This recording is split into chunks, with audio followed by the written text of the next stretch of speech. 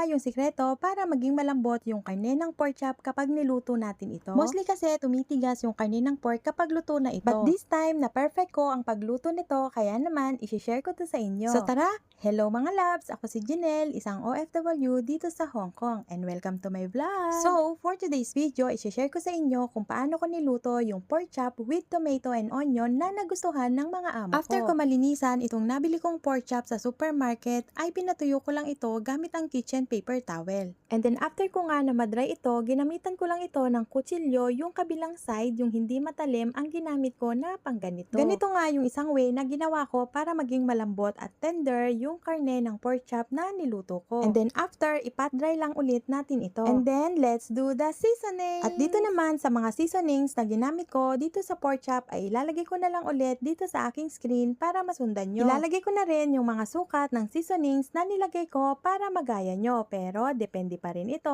sa panlasa ng mga amo nyo. Dahil dito kila amo, itong mga nilagay ko ng pangpalasa ay sakto lang at swak na masarap at nagustuhan naman ng mga amo ko. At nang mailagay ko na nga lahat ng seasoning ay irarab ko lang mabuti yung mga pangpalasa dito sa pork chop. At dito nga mga loves ay hindi na ako gumamit ng gloves at ginamitan ko na lang ito ng aking malinis na kamay. Ito nga din yata yung sikreto kung bakit gustong gusto ng mga amo ang mga niluluto ko. Huy, may ganon! And then after, iset aside lang muna natin ito nang sa ganon ay mamarinate at mas manuot yung mga pampalasang nilagay natin dito sa pork chop. At dito naman ay i-prepare na natin yung tomato at onion na gagamitin. Ganitong slice nga lang yung ginawa ko, pero optional naman ito, depende sa inyo kung paanong slice ang gagawin nyo. Nag-slice na rin ako dito ng ilang pirasong ginger at nag-mince na rin ako ng garlic. And when everything is ready, let's do the cooking! Sa mainit na kawali, naglagay ako ng mantika at nang kumukulo na rin ang mantika ay nilagay ko na nga itong ating pork chop. Lulutuin lang natin itong pork chop hanggang sa maging slightly brown ang both sides. Tignan nyo mga loves, ang ganda ng pagkakaluto nito. Parang gusto ko na lang din itong isawsaw sa kalamansi at toyo. At nung maluto na nga ito, itong mantikang ito na nga lang din ang gagamitin ko na panggisa para sa tomato at onion. Nilagay ko na nga itong bawang at sinunod ko na rin tong luya, at nung naamoy ko na yung aroma nito ay nilagay ko na rin yung onion. At sinunod ko na nga rin na ilagay yung kamatis at ginisa ko lang ito ng kaunti. And then naglagay ako dito ng kaunting ketchup, asukal at tubig at tinakpan ko ito hanggang sa kumulo.